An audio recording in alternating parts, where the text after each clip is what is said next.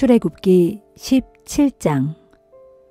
이스라엘 백성들 모두가 주께서 명하신 대로 신 광야를 떠나 여기저기에 진을 치며 나아갔다. 그들이 르비딤에 이르러 진을 쳤으나 그곳에는 백성들이 마실 물이 없었다. 백성들이 모세에게 대들었다. 우리에게 마실 물을 주시오. 모세가 그들에게 대답했다. 어찌하여 내게 대드는 것이오? 당신들은 왜 주를 시험합니까? 그러나 갈증이 심해지자 백성들이 모세에게 불평을 터뜨렸다. 우리가 언제 당신더러 우리를 이집트에서 이끌어내라 했소? 당신은 우리 자식들과 가축들까지 목말라 죽게 할 셈이요? 모세가 주께 부르짖었다. 주여, 이 백성을 어찌해야 합니까? 그들은 당장이라도 저를 돌로 칠 기세입니다. 주께서 모세에게 말씀하셨다. 너는 이스라엘 장로들을 데리고 무리보다 앞서 가라. 나일 강물을 내리치던 그 지팡이를 내 손에 쥐고 가라. 호렙산 바위 위에서 내가 내 앞에 나타날 것이니 너는 그 바위를 쳐라. 그러면 거기에서 물이 콸콸 솟아나와 백성들이 그 물을 마실 수 있을 것이다. 모세는 이스라엘 장로들이 보는 앞에서 그대로 행했다. 모세는 이스라엘 백성들이 거기에서 다투었다고 하여 그곳을 무리바라고 불렀다. 또한 모세는 그들이 주께서 우리 가운데 과연 계시는가 안 계시는가 하고 말하면서 주를 시험했다고 하여 그곳을 맛사라고도 불렀다. 그때에 아말렉 사람들이 쳐들어왔다. 그들은 르비딤에 진을 치고 있던 이스라엘 백성들을 공격했다. 모세가 여호수아에게 일렀다. 너는 장정들을 뽑아서 아말렉과 맞서 싸우라. 내일 내가 하나님의 지팡이를 들고 산마루에 서 있겠다. 여호수아는 모세가 명령한 대로 아말렉과 싸웠다. 모세와 아론과 훌은 근처 산마루로 올라갔다. 모세가 손을 들고 있으면 이스라엘이 이겼다. 하지만 손을 내리면 아말렉이 이겼다. 모세의 두 손이 무거워졌다. 그러자 사람들이 돌을 가져다 모세의 밑에 놓았고 모세가 그 돌 위에 앉았다.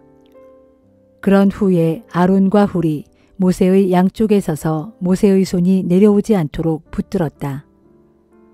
모세의 두 손은 해가 질 때까지 내려오지 않았다. 그리하여 여호수아는 칼로 아말렉 군대를 쳐부수었다.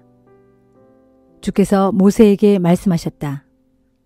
너는 이 일을 책에 기록하여 후대 사람들이 기억하도록 하라. 또 너는 여호수아에게 분명히 일러두어라. 내가 아말렉을 쓸어버려 이 세상에서 누구도 그들을 기억하는 사람이 없게 될 것이다. 모세는 거기에 제단을 쌓고 그곳 이름을 여호와 니시라고 불렀다. 모세가 외쳤다. 주의 깃발을 높이 들어라. 주께서 아말렉과 대대로 싸워주실 것이다.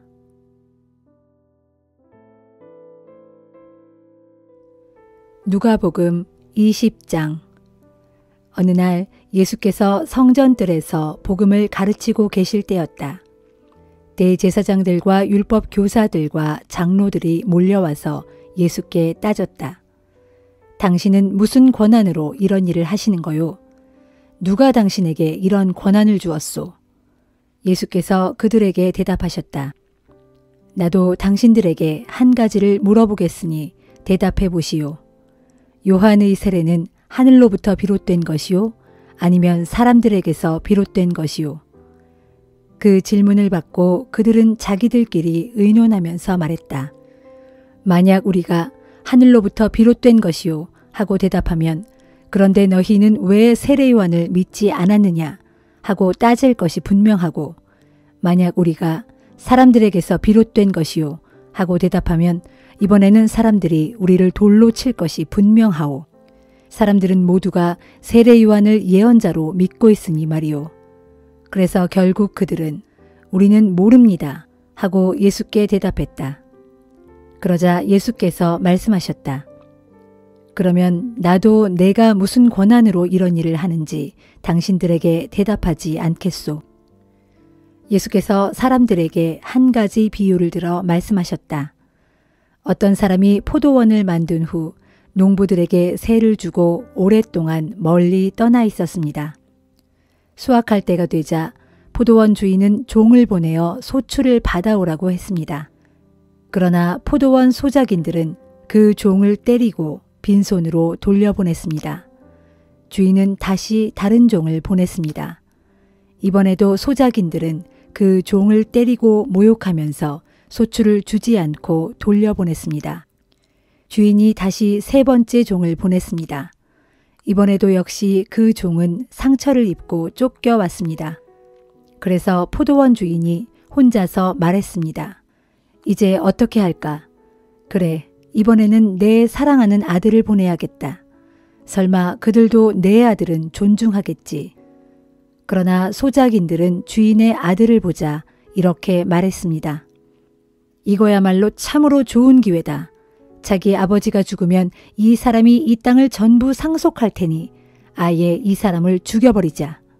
그러면 이 포도원은 우리 소유가 될 것이 아닌가. 그래서 소작인들은 주인의 아들을 포도원 밖으로 끌어내어 죽여버렸습니다. 자, 일이 이렇게 되었으면 여러분의 생각에 그 포도원 주인이 어떻게 할 것 같습니까? 내가 여러분에게 분명히 일러둡니다.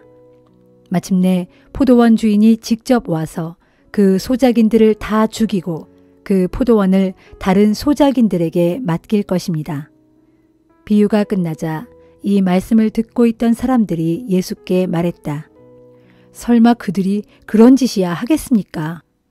그러자 예수께서 그들을 똑바로 바라보시며 말씀하셨다.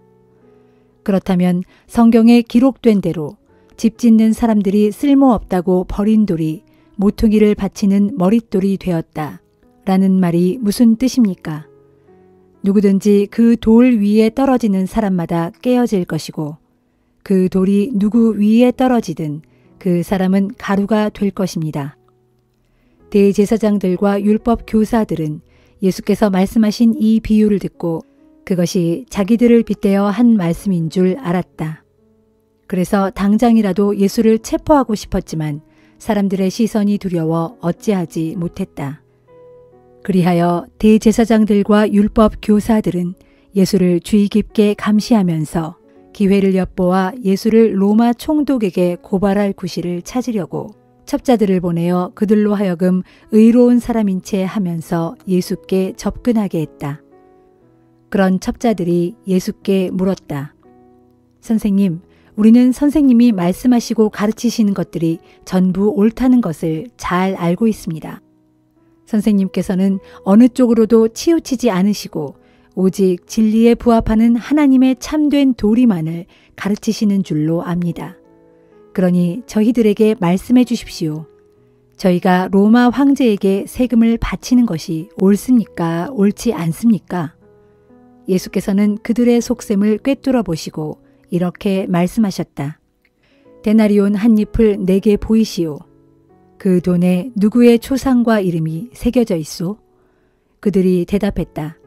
로마 황제의 모습이 새겨져 있습니다. 그러자 예수께서 말씀하셨다. 그러면 이렇게 하시오. 로마 황제의 것은 로마 황제에게 돌려주고 하나님의 것은 하나님께 돌려드리시오.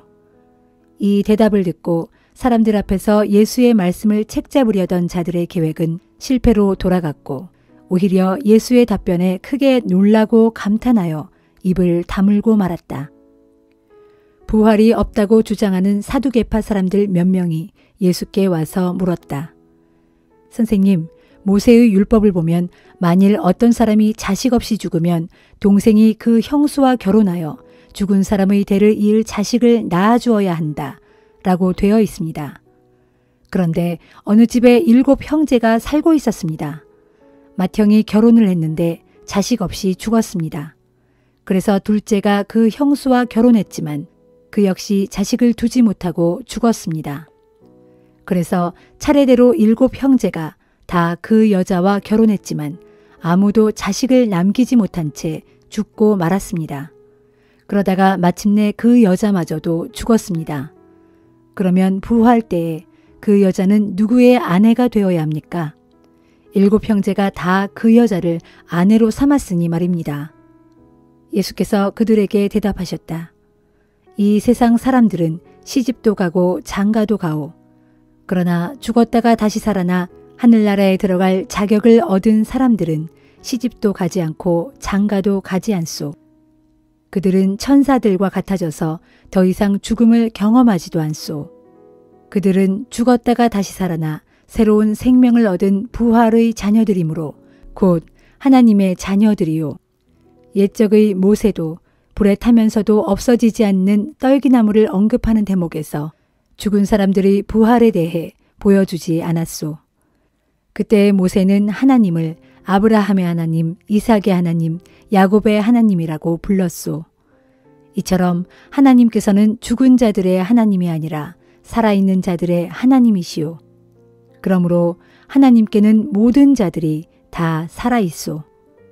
이 말씀을 듣고 율법 교사들 가운데 몇 사람이 말했다.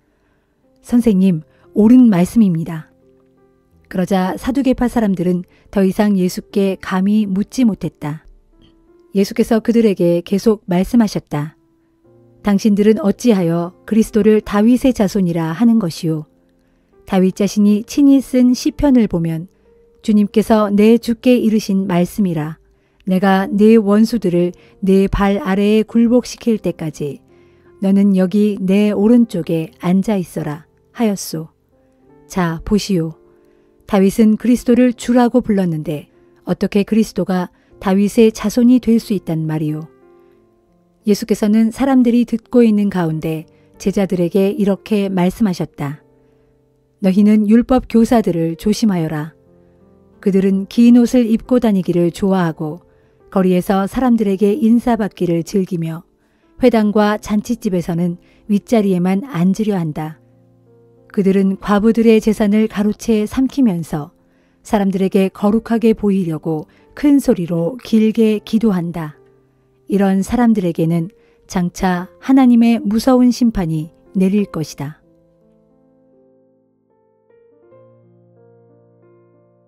욥기 35장. 엘리후가 계속해서 말을 이었다. 어르신은 아직도 자신이 옳다고 생각하십니까? 어르신은 하나님 앞에서 자신이 옳다고 말씀하시지 않았습니까? 그러면서 물으시기를 내가 죄를 짓지 않는다고 해서 내게 돌아올 유익이 무엇이며 내가 얻을 것이 무엇인가 하셨습니다. 이제 욥 어르신과 어르신의 세 분 친구들에게 내가 답변해 드리도록 하겠습니다. 하늘을 우러러 보십시오.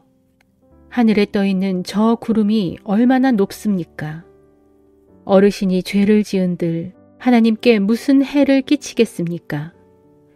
어르신의 허물이 아무리 많다 한들 그것이 전능자 하나님께 무슨 상관이 있겠습니까? 어르신이 올바르게 산다 한들 그것이 하나님께 무슨 보탬이 되겠습니까?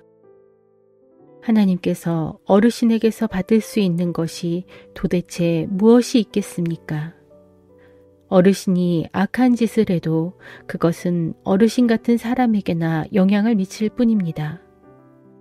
어르신이 의롭게 산다고 해도 그건 역시 사람들에게나 유익할 뿐입니다. 사람들은 억압을 당하면 울부짖게 되고 권세 있는 자들에게서 자신을 구해달라고 간청합니다. 그러나 아무도 나를 지으신 하나님께서는 어디에 계십니까? 밤중에도 나로 노래하게 하시고 땅의 짐승들보다 우리에게 더 많은 것들을 가르쳐 주시고 또한 공중의 새들보다 우리를 더욱 지혜롭게 만들어 주시는 하나님께서는 어디에 계십니까? 하고 말하지 않습니다. 악한 자들이 부르짖을지라도 하나님께서 그들에게 응답하지 않으시는 것은 그들의 교만 때문입니다. 하나님께서는 악한 자들의 공허한 호소를 들어주지 않으시고 전능하신 분께서는 악한 자들의 울부짖음에도 들은 채 하지 않으십니다. 욥 어르신은 말씀하시기를 하나님을 뵐 수 없다 하였고 또 심판은 하나님께 달렸으니 나는 그분을 기다릴 수밖에 없다 하셨습니다.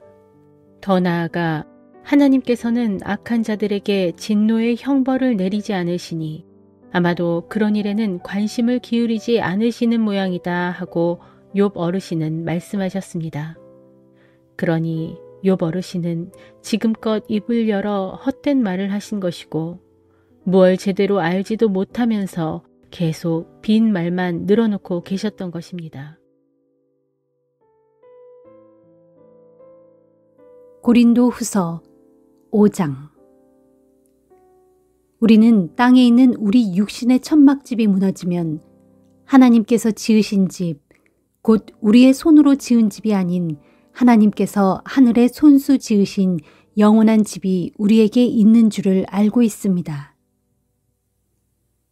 지금 우리는 이 육체의 천막집에서 탄식하는 가운데 하늘로부터 오는 우리의 영원한 하늘집으로 옷 입기를 갈망합니다. 그 옷을 입으면 비록 우리가 이 육신의 천막을 벗을지라도 벌거벗은 몸이 되지 않을 것입니다. 우리가 육신이라는 이 천막집에 사는 동안 무거운 짐을 지고 탄식하고 있습니다. 하지만 우리는 이 천막을 벗어버리기를 원하는 것이 아니라 그 위에 하늘 집으로 덧입기를 원합니다. 그것은 죽을 몸이 영원히 살기 위함입니다. 우리를 위해 이런 일을 이루어 주시고 또한 그 일에 대한 보증으로 우리에게 성령을 보내주신 분은 하나님이십니다. 그러므로 우리는 언제나 확신에 가득 차 있습니다. 우리가 육신의 몸에 머물러 있는 동안에는 우리가 주님에게서 떨어져 따로 지내고 있다는 것을 압니다. 우리는 눈에 보이는 것으로 살아가는 것이 아니라 오직 믿음으로 살아갑니다. 우리가 담대하게 바라고 원하는 것은 차라리 몸을 떠나 주님과 함께 사는 것입니다. 그러므로 우리가 몸을 지니고 살든 몸을 떠나 살든 우리의 목표는 오직 주님을 기쁘게 해드리는 것입니다. 장차 우리 모두는 그리스도의 심판대 앞에 서서 심판을 받아야 합니다. 그때 우리는 몸을 입고 이 땅에서 사는 동안에 우리가 했던 모든 일, 곧 선한 일을 했든 악한 일을 했든 우리가 몸으로 행한 모든 일에 따라 보응을 받을 것입니다. 그러므로 우리는 주님을 두려워해야 하는 이유가 무엇인지 잘 알고 있기에 사람들을 설득하려고 애씁니다. 우리의 됨됨이는 이미 하나님 앞에 밝히 드러나 있습니다. 나는 그것이 여러분의 양심에도 환히 드러나기를 소망합니다. 우리는 지금 새삼스럽게 우리 자신을 지켜세워 자랑을 늘어놓으려는 것이 아닙니다. 우리는 다만 우리를 통해서 여러분에게 자부심을 갖게 하고 그럼으로써 마음의 중심에 있는 내적인 것보다 단지 눈에 보이는 외적인 것을 자랑하는 사람들에게 여러분이 대답할 말을 가지도록 하려는 것입니다. 우리가 미친 것이라면 그것은 하나님을 위해서 미친 것입니다. 우리가 제정신이라면 그것은 여러분을 위해서입니다. 우리에게 그리스도의 사랑이 차고 넘칩니다. 그것은 한 사람이 모든 사람을 대신하여 죽으셨으니 사실 모든 사람이 죽은 셈이라는 우리의 확신 때문입니다. 그렇습니다. 그리스도께서는 모든 사람을 대신하여 죽으셨습니다. 그 까닭은 이제 살아있는 사람들로 하여금 더 이상 자기 자신을 위해 살지 않고 자신을 대신하여 죽으셨다가 다시 살아나신 그분을 위해 살도록 하기 위함입니다. 그러므로 이제부터 우리는 어느 누구도 세상적인 육신의 잣대로 바라보지 않으려 합니다. 한때 우리는 세상적인 육신의 잣대로 그리스도를 보았지만 이제는 그렇지 않습니다. 누구든지 그리스도 안에 있으면 그는 새로운 사람입니다. 옛것은 지나갔고 보십시오, 이제 새것이 되었습니다. 이 모든 일은 하나님에게서 비롯된 것입니다. 하나님께서는 독생자 그리스도를 통하여 우리를 자신과 화해하게 하셨고 나아가 우리에게 화해의 직분을 맡겨주셨습니다. 곧 하나님께서는 그리스도 안에서 이 세상과 화해하심으로써 사람들의 죄를 묻지 않으셨습니다. 이것이 바로 화해의 직분을 맡은 자로서 우리가 세상 모든 사람들에게 전해야 할 화해의 말씀입니다. 그러므로 우리는 그리스도의 대사입니다. 하나님께서는 우리를 시켜서 여러분에게 자신의 말씀을 하십니다. 이제 우리는 그리스도를 대신하여 여러분에게 간청합니다. 여러분은 필히 하나님과 화해하십시오. 하나님께서는 죄를 전혀 알지도 못하시는 분, 곧 그리스도에게 우리 대신 죄를 짊어지게 하셨습니다. 그것은 우리로 그리스도 안에서 하나님께 의롭다는 인정을 받게 하시기 위함이었습니다.